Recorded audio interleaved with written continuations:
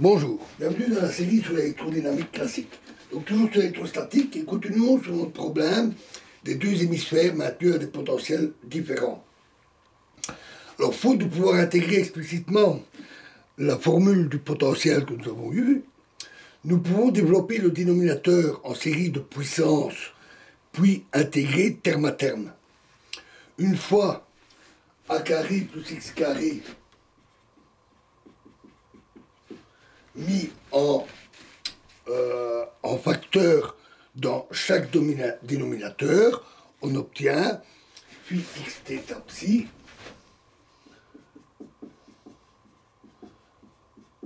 est égal à VA x carré moins A carré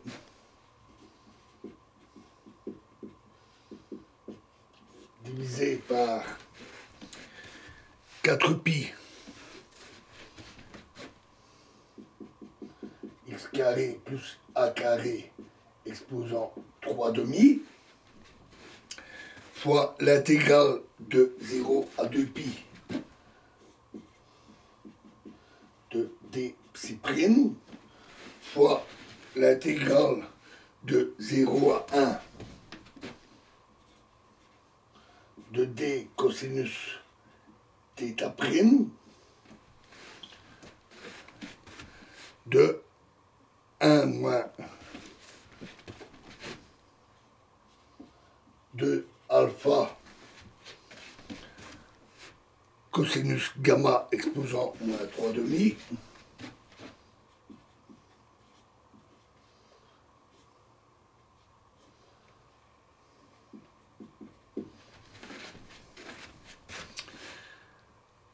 moins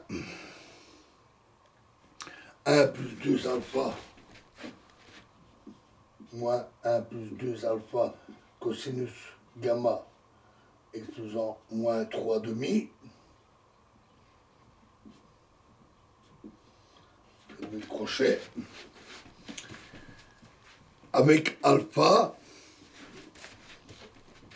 on a posé alpha égale à x divisé par a carré plus x carré.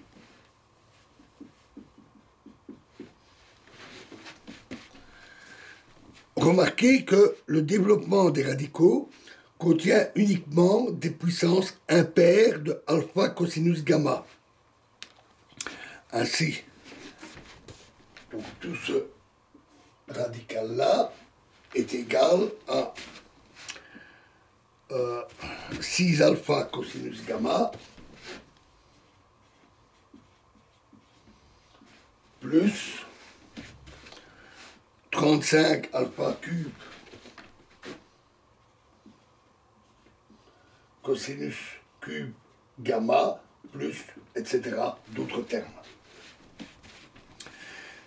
L'intégration des puissances impaires de cosinus gamma donne donc l'intégrale de 0 à 2pi d psi prime, intégrale de 0 à 1 d de cosinus θ prime de cosinus gamma est égal à pi cos θ. Et la même intégrale pour cosinus cube gamma est égale à pi sur 4 cosinus θ fois 3 moins cosinus cube T3 θ 3 moins cosinus cube θ. Si on insère tous ces résultats dans l'intégrale et qu'on effectue ces intégrales, le potentiel devient phi est égal à 3VA carré sur 2x carré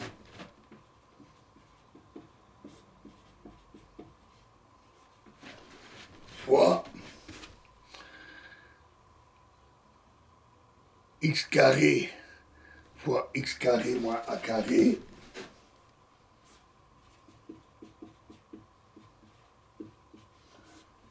divisé par x carré plus a carré exposant 5 demi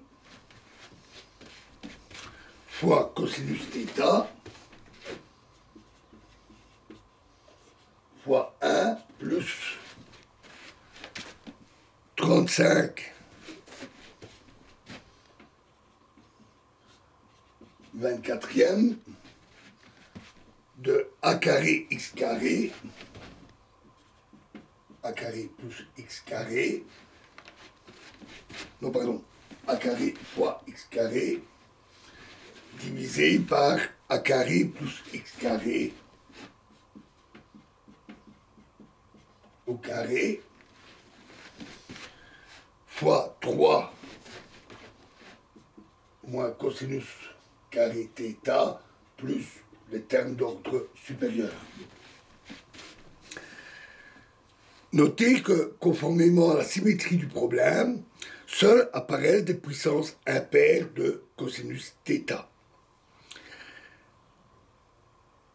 Si on fait le développement en fonction de a carré sur x carré au lieu de a carré, on obtient phi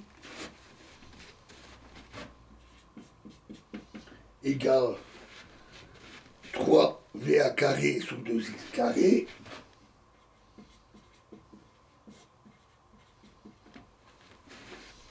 c'est un petit remaniement de la formule précédente fois cosinus θ moins 7a carré sur 12x carré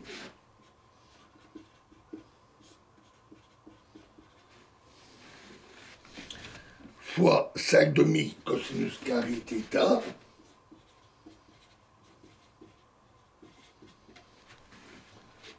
moins 3 demi cosinus θ.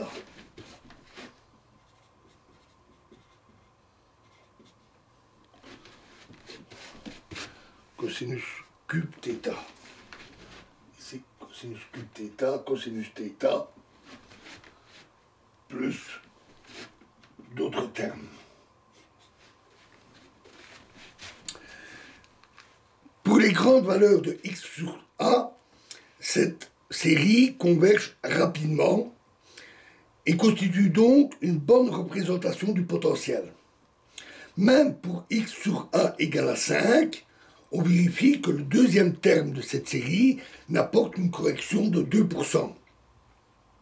On vérifie également très facilement que pour cosinus θ égale 1, cette expression concorde avec le développement du potentiel sur l'axe des z qu'on avait obtenu précédemment. Le choix des facteurs angulaires qui figurent dans cette relation est dicté par la définition des polynômes de Legendre. Les deux facteurs sont en fait P1 de cosinus θ et P3 de cosinus θ, les polynômes de Legendre. Et le développement donné pour le potentiel correspond à un développement en polynôme de Legendre d'ordre impair. On reviendra plus systématiquement sur ce point plus tard. Là, voilà. Alors dans la prochaine vidéo, nous allons attaquer la méthode suivante, qui est l'utilisation de fonctions orthogonales et les développements orthogonaux. Je vous remercie.